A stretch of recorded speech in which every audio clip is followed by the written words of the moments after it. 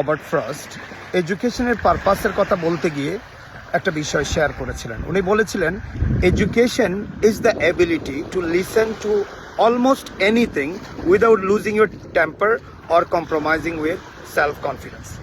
So আমরা এডুকেশনটা কেন গ্রহণ করি বা এডুকেশনের পারপাস কি, এখানে এটা খুবই ক্লিয়ার হয়ে যায়। এডুকেশনটা আপনাকে ম্যাচিওর করার জন্য। Education not only just getting a certificate এবং finding a job, somehow that's not the purpose of education. এডুকেশনের মেইন পারপাসটা হচ্ছে লিসনিং, এবং এডুকেশনের একটা বড় পারপাস হচ্ছে ইমোশনাল ইন্টেলিজেন্স।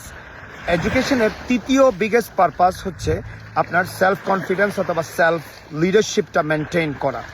সো আমরা যে এডুকেশনটা গ্রহণ করেছি, সো এডুকেশনের মেইন পারপাস ছিল যে আমি কিভাবে আমার মাইন্ডটাকে কন্ট্রোল করব, মাইন্ডটাকে কিভাবে লিড করব, এবং আমার মাইন্ডটাকে লিড করে আমি কিভাবে অন্যের মাইন্ডকে ইনফ্লুয়েন্স করতে পারবো।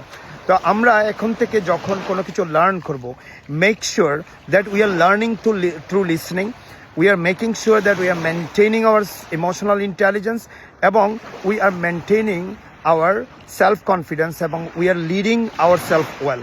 So make sure that listening, education এবং leadership is really well connected. This is your leadership coach, Mohammad Akbar Hussain from Fort Myers Beach, Florida. Thank you for listening.